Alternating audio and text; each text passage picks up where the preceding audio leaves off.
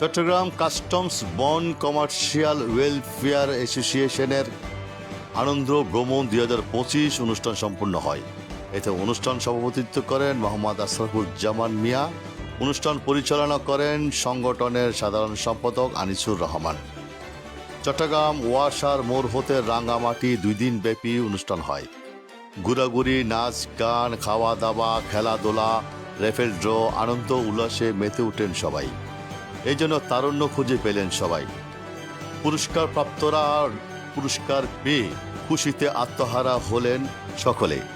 অনুষ্ঠানে উপস্থিত ছিলেন মোহাম্মদ কিবরিয়া জিতু, মোহাম্মদ কামাল হোসেন, মোহাম্মদ আলী, হারুনার রশিদ প্রমুখ। উপদেষ্টা হিসেবে উপস্থিত ছিলেন শোভন কুমার বড়ুয়া, চৌধুরী নিজামুল কবির সানি।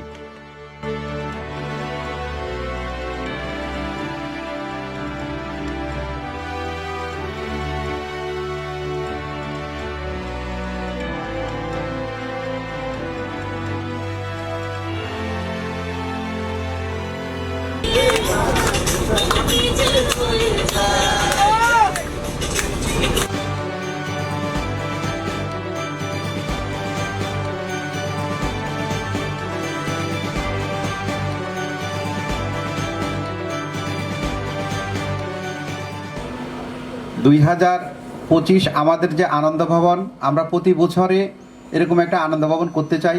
গত বছরও করছি আমরা, এই বছরও হয়েছে।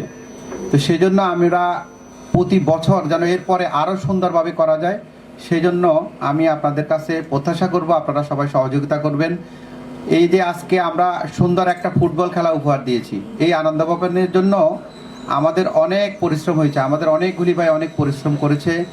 তো ভবিষ্যতেও যেন এই আমাদের কমার্শিয়াল ওয়েলফেয়ার অ্যাসোসিয়েশনটা যেন আরও সুন্দরভাবে আরও কিছু ভালো কিছু কর্ম করতে পারে, আরও কিছু ভালো কোনো উপদেশ আমাদের জন্য বয়ে আনবে, যারা নতুন কোনো সামনে যারা আমাদের যারা এখন আমরা যারা নেতৃত্ব দিচ্ছি বা আমাদেরকে সামনে ভবিষ্যতে যারা নেতৃত্ব দিবে, সবাই যেন সুন্দরভাবে মিলেমিশে আমরা কাজ করতে পারি, সেটার জন্য সবাই সহযোগিতা করবেন।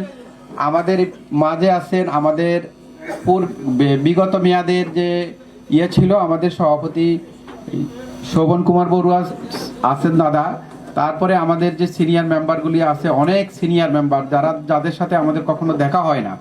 যখন আমরা এই আনন্দ ভবনের আয়োজন করি তখন সেই আনন্দ ভবনের উপেক্ষা করেই দেখা যাচ্ছে যে অনেক একটা বছর পরে হইলেও আমাদের সাথে তাদের দেখা হয়।